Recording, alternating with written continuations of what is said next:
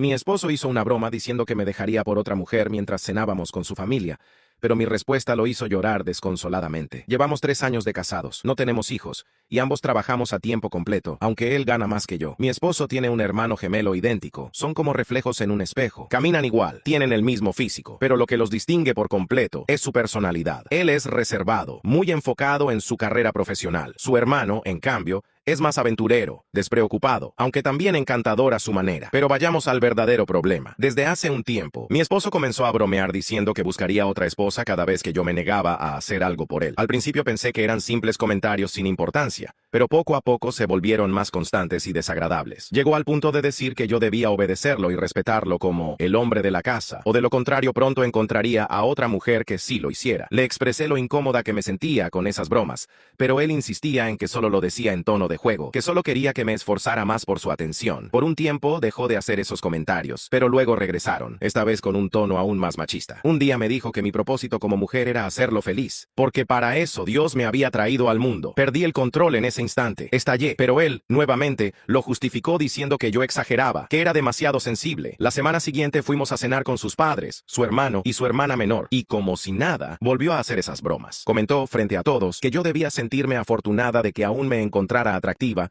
después de 3 años de casados, porque de lo contrario ya habría buscado a una mujer más joven. Dijo que debía agradecerle a las estrellas y esforzarme por no perder su interés. Sentí la furia subir por todo mi cuerpo. La mesa entera quedó en silencio. Su madre parecía a punto de decir algo, pero fue su hermano gemelo quien rompió el hielo con una carcajada. Se volvió hacia mi esposo y le dijo que estaba loco si creía que cualquier mujer lo querría. Agregó que él tenía suerte de tenerme a su lado y que, en realidad, yo estaba fuera de su liga. Incluso bromeó diciendo que si yo me divorciaba, él estaría encantado de salir conmigo. Total, tenían el mismo rostro y el mismo cuerpo, pero así yo estaría con el mejor gemelo en lugar de con un esposo inseguro. Mi esposo explotó de rabia. Comenzó a gritarle a su hermano, quien simplemente seguía riéndose. Yo también estaba bromeando, le dijo su hermano, imitando el mismo tono con el que él solía justificar sus comentarios. Eso lo enfureció aún más. El ambiente se tornó tenso y su madre finalmente intervino, exigiéndole que dejara de hacer comentarios misóginos y que me pidiera disculpas de inmediato. Su padre también lo reprendió con firmeza. Luego, ambos se dirigieron al hermano gemelo para regañarlo por su intervención sarcástica, aunque claramente defendían más mi posición que cualquier otra cosa. Sus padres se disculparon conmigo por el comportamiento de sus hijos. La discusión entre los hermanos continuaba, así que su madre, su hermana menor y yo decidimos salir a despejarnos. Caminamos un rato por la playa y fuimos por un té de burbujas para relajarnos un poco. Una hora después, su madre nos llamó por teléfono pidiéndonos que volviéramos. Al regresar, todos estaban reunidos en la sala. Mi esposo se veía molesto, mientras su hermano parecía disfrutar del drama como si fuera un espectáculo. Apenas entré, mi suegra lo miró fijamente. Entonces, él se levantó y vino a pedirme disculpas por sus comentarios. Su hermano también se disculpó, esta vez con seriedad. Su madre había guardado algo de comida para mí, ya que todo aquel caos había estallado a mitad de la cena, y me advirtió que le avisara si su hijo volvía con semejantes tonterías. El camino de regreso a casa fue silencioso, pesado, incómodo. Ya en casa, mi esposo me preguntó por qué no lo defendí ante los comentarios de su hermano, y fue ahí cuando yo también estallé. Le dije cuánto me dolían sus palabras. Le pregunté si él estaría de acuerdo si yo hiciera lo mismo, si me burlara constantemente diciendo que buscaría a otro hombre. Le pregunté si entendería lo humillante que era que él dijera eso frente a su familia. Y otra vez, repitió que solo eran bromas, que yo sabía en el fondo que jamás me dejaría ni me haría daño. Le respondí que estaba profundamente decepcionada, que no podía creer haberme casado con alguien que pensaba que eso era divertido. Fue entonces cuando comenzó a llorar. Lloró con una intensidad que jamás le había visto. Me quedé paralizada. Nunca antes lo había visto tan roto. Me preguntó si alguna vez había sentido algo por su hermano. Me quedé en shock. Dijo que como ellos eran físicamente idénticos, le costaba entender cómo podía amar a uno y no al otro. Yo estaba exhausta de todo aquello. Me fui a dormir sola. Él entró a la habitación a las 3 de la madrugada, pidiéndome perdón entre lágrimas, diciéndome que me amaba, que yo era su mundo. Al día siguiente se levantó antes que yo y preparó el desayuno. Pero yo ya no sabía qué pensar. Sinceramente, no sabía si debíamos acudir a terapia de pareja o si lo mejor era pedir el divorcio. Estaba confundida, herida, desilusionada, y lo peor era que, al principio, no vi esos comentarios como señales de alerta. Después de aquella cena, al llegar a casa, no quise ni hablar con él. Le pedí que durmiera en el sofá. Comenzó a llenarme de muestras de amor, pequeños gestos constantes, pero yo simplemente lo ignoraba y me encerré en la habitación. Durante la noche, tocó la puerta un par de veces, suplicándome que no lo dejara. A la mañana siguiente, decidí tener una conversación honesta y sin filtros. Se le notaba angustiado, arrepentido. Le dije que si no me explicaba el porqué de su comportamiento tan extraño últimamente, lo dejaría sin mirar atrás. Fue entonces cuando cuando confesó. Me dijo que un amigo le había dicho que él era la mujer del matrimonio, que me permitía tomar todas las decisiones y que actuaba como un esposo sumiso. Ese mismo amigo le insistió en que debía actuar como hombre, ser más dominante, más firme. Le pedí su teléfono porque algunos ya sospechaban que me estaba engañando, pero la verdad es que ninguno de los dos tiene contraseña en el celular y solemos usarlos indistintamente. Solo tiene TikTok y WhatsApp. Cuando revisé su TikTok, me encontré con algo perturbador. Su historial de me gusta estaba lleno de videos sobre machos alfa, consejos misóginos sobre cómo ser dominante y controlar a una mujer. Me explicó que pensó que, con esos comentarios, lograría que yo le prestara más atención, que no quería ser ese hombre tranquilo y sumiso de siempre, que ahora comprendía lo estúpido que había sido. Le respondí que precisamente su carácter calmado y respetuoso había sido lo que me hizo enamorarme de él. Se disculpó una y otra vez, prometiendo compensarme por todo el dolor que había causado, pero yo estallé. Le grité como nunca antes mientras él rogaba que lo perdonara, diciendo que rompería todo contacto con ese amigo tóxico. Al final, le pedí que se fuera. Necesitaba espacio. Se marchó entre lágrimas, suplicando que no lo dejara, que haría lo que fuera necesario para recuperarme. Le dije claramente, necesitas terapia. Actualmente está en casa de sus padres y por lo que sé, su madre lo tiene bien controlado. Yo más que enojada me sentía decepcionada, porque a pesar de todo, lo amo. Quiero que esto funcione. Nunca antes se había comportado así, pero como todos dicen, necesita ayuda profesional urgente. Ha estado llamándome, enviándome mensajes de voz, cartas, pequeños regalos, pero yo no he querido responderle. Necesitaba distancia para pensar con claridad. Solo para aclarar algo que muchos han malinterpretado, no tengo ningún sentimiento romántico por el hermano gemelo de mi esposo. Antes de conocer a mi marido, yo era amiga cercana de su hermano. Nos conocimos en la universidad y nos volvimos inseparables. Íbamos juntos a excursiones, conciertos, probábamos nuevos pasatiempos. A través de él conocí a mi esposo, cuya personalidad tranquila y centrada en su carrera fue lo que me atrajo de inmediato. Me enamoré de su calma, de su dulzura, de la forma en que contrastaba con la energía desbordante de su hermano. Antes de que todo esto sucediera, su hermano solía pasar mucho tiempo en nuestra casa. Pero después de todo este caos, decidí tomarme un tiempo para reflexionar sobre mi relación y su reciente comportamiento. Me fui a vivir con mis padres. No quería estar sola. Mi madre estaba furiosa. Mi padre, más que nada, se sentía profundamente decepcionado. No podía creer lo que había pasado y llamó a mi esposo para confirmar todo lo que yo había contado. Él empezó a presentarse en casa casi todos los días, con flores y té de burbujas, mi debilidad. Pero yo me negaba a verlo. Cada visita significaba una nueva reprimenda de mi padre. Mi madre, en cambio, lo recibía con amabilidad y me pedía que al menos hablara con él por unos minutos. Debo confesar que me sentía mal por él, no por lástima, sino por verlo tan perdido, tan roto. Me enviaba cartas casi todos los días. En una de ellas me habló con el corazón en la mano. Reconocía el dolor y la confusión que había causado con sus palabras. Decía que ahora comprendía cómo la masculinidad tóxica y las presiones sociales lo habían contaminado, y que quería cambiar de verdad. Incluso me hablaba sobre sus sesiones de terapia. Me mostraba las fechas, las horas. Me explicaba cómo lo estaban ayudando a sanar sus inseguridades. Mientras tanto, yo también buscaba apoyo. Me refugié en mis amigos, en un consejero emocional, en mi familia. Necesitaba procesar todo lo que había vivido. Incluso recibí la visita de su hermano, quien me pidió disculpas sinceramente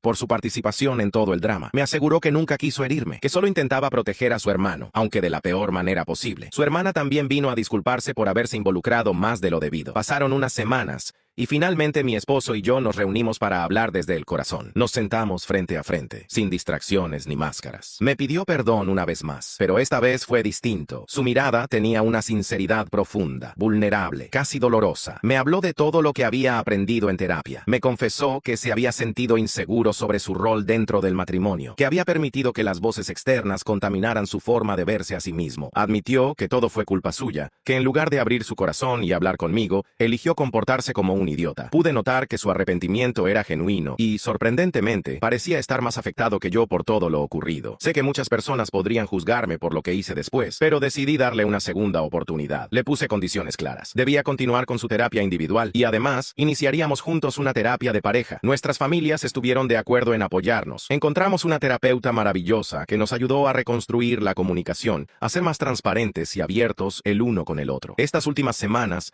mi esposo ha sido el hombre del que me enamoré. Atento, cariñoso, vulnerable, presente. Ya no oculta sus inseguridades. Al contrario, habla de ellas conmigo, permitiéndonos fortalecer nuestra conexión. Sus padres organizaron un viaje familiar de 7 días a Turquía este mes, comenzando el día 14. La idea era que todos pudiéramos relajarnos y reconectar como familia después de tanta tensión. Mis Mis padres también aceptaron unirse al viaje. Incluso él y su hermano gemelo hicieron las paces. Me sentía realmente feliz de ver cómo todo comenzaba a encontrar su lugar otra vez. Pero entonces, la vida volvió a sorprenderme con un giro que jamás habría imaginado. Todo comenzó bien. El viaje a Turquía parecía ser justo lo que necesitábamos. Estábamos todos emocionados, con esperanzas renovadas. Mi esposo estaba más atento que nunca y, aunque aún quedaban ciertos momentos incómodos, la terapia realmente parecía estar dando frutos. El segundo día en Estambul, después de visitar la Mezquita Azul, noté algo extraño en su comportamiento. Pensé que era el cansancio del jet lag, pero había algo más, algo inquietante. Se veía pálido, ausente, y mantenía conversaciones en voz baja con su madre cuando pensaba que yo no lo observaba. Mi mente, inevitablemente, comenzó a imaginar lo peor. Estaba volviendo a sus antiguos comportamientos. ¿Estaba ocultándome algo otra vez? Esa noche, mientras cenábamos en el hotel, su madre me pidió que saliéramos a dar un paseo. Su expresión era tan seria que mi corazón empezó a latir con fuerza. Caminamos hasta un banco con vista al Bósforo, y allí, bajo la brisa suave de la noche, me lo dijo todo. Mi esposo había sido diagnosticado con un tumor cerebral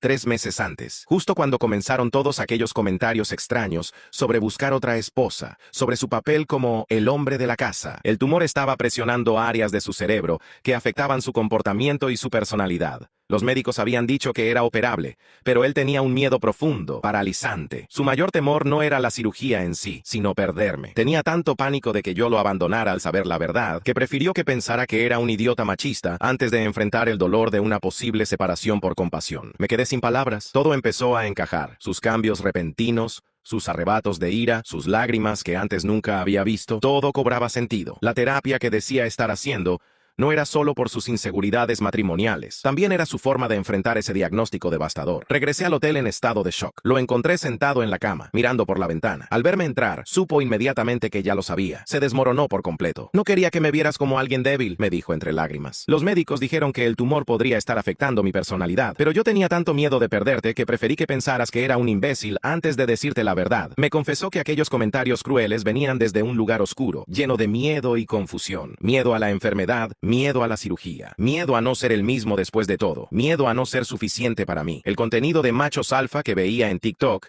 era su intento desesperado por recuperar el control sobre su vida cuando todo se le estaba derrumbando. Esa noche lloramos juntos, abrazados, hasta quedarnos dormidos. Al día siguiente cancelamos todas las actividades turísticas. Nos quedamos en la habitación del hotel durante horas, hablando, llorando, tratando de procesar todo aquello. Me mostró todos sus exámenes médicos. Me explicó el plan de tratamiento que había estado posponiendo por miedo. La operación ya estaba programada para 2 semanas después del regreso a casa. Su hermano gemelo sabía todo. Por eso aquella noche en la cena familiar se comportó de forma tan extraña. Sus comentarios sarcásticos no eran simples bromas pesadas. Eran una torpe manera de desviar la atención, de proteger el secreto de su hermano sin decirlo abiertamente. Ahora comprendía por qué parecía disfrutar del drama. Estaba intentando distraer a todos del verdadero problema. Me sentía profundamente herida, pero ya no por las razones que antes creía. Me dolía saber que el hombre que amo estaba sufriendo en silencio, cargando solo con una angustia tan grande. Me dolía que no confiara en mí lo suficiente como para contarme desde el principio. Y sobre todo, me aterraba lo que nos esperaba. El resto del viaje fue completamente diferente a lo que habíamos planeado. Ya no eran días de selfies, fotos para redes o excursiones emocionantes. Nos dedicamos a hablar de nuestros miedos,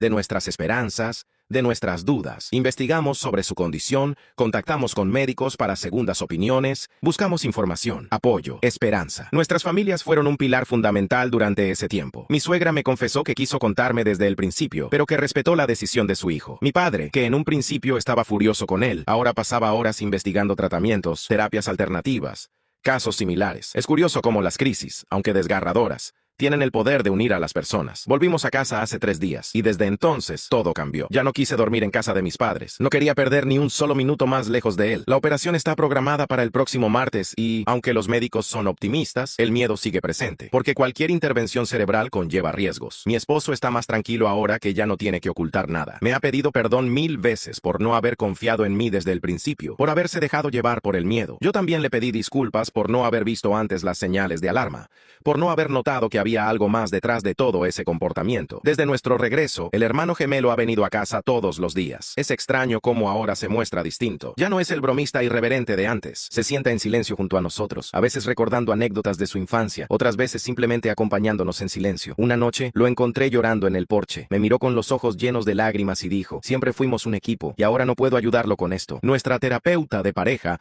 ahora nos está guiando también en este nuevo proceso. Nos explicó que es común que personas personas con diagnósticos graves desarrollen comportamientos erráticos como mecanismo de defensa, en un intento desesperado por mantener el control sobre su vida. No es una justificación para todo lo que ocurrió, pero ayuda a comprender desde dónde nació ese caos. Sé que muchos que leyeron mi historia antes seguramente pensaban que debía dejarlo, y lo entiendo. Aquellos comportamientos fueron sin duda señales de alarma, pero ahora sé que no eran señales de una relación tóxica por sí misma. Eran gritos silenciosos de alguien que se estaba desmoronando por dentro. No sé qué nos depara el futuro. Los médicos son positivos respecto a la operación, pero la recuperación será larga, delicada y emocionalmente agotadora. Tendremos que aprender a confiar otra vez, a comunicarnos mejor, a ser más compasivos el uno con el otro. Por ahora, estamos viviendo día a día. Anoche, mientras veíamos una película abrazados en el sofá, él me miró y susurró: siento haber desperdiciado estos últimos meses actuando como un idiota, cuando todo lo que realmente quería era amarte. Le respondí, acariciando su rostro. Tenemos todo el tiempo del mundo para recuperar esos meses. Mientras estemos juntos, no hemos perdido nada. No sé si volveré a escribir otra actualización pronto. Ahora lo único que importa es enfocarnos en su recuperación y en nosotros. Pero quise compartir esto, porque creo que es importante recordar que muchas veces las personas que amamos actúan de maneras que no comprendemos, y aunque eso no excuse el daño causado, a veces detrás de esas actitudes hay una historia más profunda, más humana, más dolorosa. Gracias a todos.